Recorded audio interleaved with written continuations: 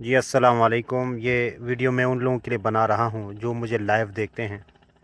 تو یہاں سے میں نے بہت کوشش کی لیکن نیٹ ورک کام نہیں کر رہا، تو میں نے کہا چلو تھوڑی سی ویڈیو بنا لیتا ہوں۔ یہ دیکھیں کتنے خوبصورت پہاڑ ہے، یہ اللہ کی قدرت کی نشانیاں ہیں۔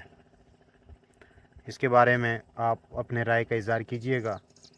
دوسری بات یہ ہے کہ آج جمعہ کا دن ہے، اور جمعہ کے دن درود شریف کثرت سے پڑھا کرے۔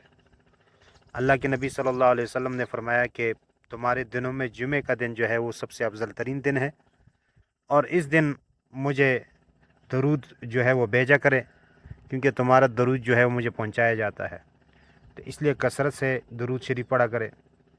اور ایک اور حدیث میں اللہ کے نبی صلی اللہ علیہ وسلم نے فرمایا کہ جو ایک دفعہ درود پڑھتا ہے اس کو 10 نیکیاں ملتی ہے، 10 گناہ اس کے مٹا دیے جاتے ہیں، اور 10 درجے اس کے بلند ہوتے ہیں۔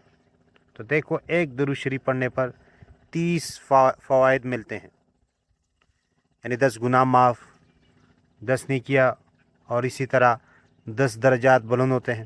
تو 30 فائدے ایک درود شریف ایک دفعہ پڑھنے پر یہ فائدے ملتے ہیں۔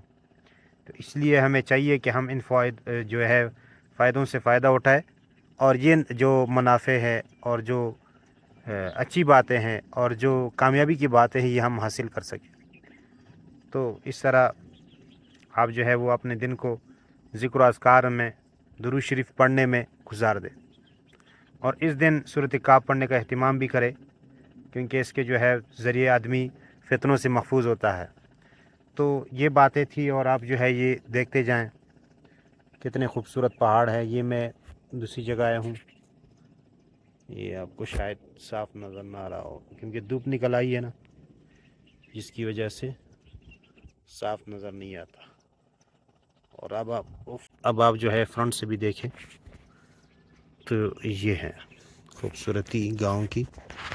تو اس وقت سامنے سے دھوپ بھی ہے، جس کی وجہ سے شاید آپ کو صاف نظر نہ آئے، لیکن ویسے ماشاءاللہ بہت خوبصورت جگہ ہیں، اونچے اونچے پہاڑ ہے، اور یہ گرین گرین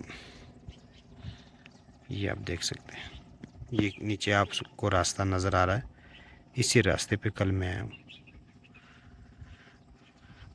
تو دیکھتے جائیں اور سبحان اللہ کہتے جائیں کہ اتنے خوبصورت پہاڑ اللہ نے بنائے ہیں۔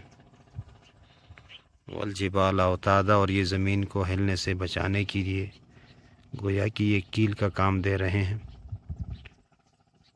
یہ دیکھتے جائیں آپ، نیچے دریا باسین ہے، اور اس طرف یہاں یہ جو موڑ ہے نا، اس سے تھوڑا آگے جائیں گے تو بشام ہے۔ بشام نام تو آپ نے سنا ہوگا۔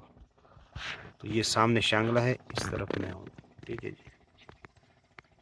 یہ اونچے اونچے پہاڑ سامنے بھی دیکھ سکتے ہیں، اور یہ روڈ آیا ہوا ہے نیچے سے یہاں اوپر گاؤں تک یہ ہے، اور یہ اس طرف راستے ہیں پہاڑ۔ تو دیکھتے جائیں اور سبحان اللہ کہتے جائیں۔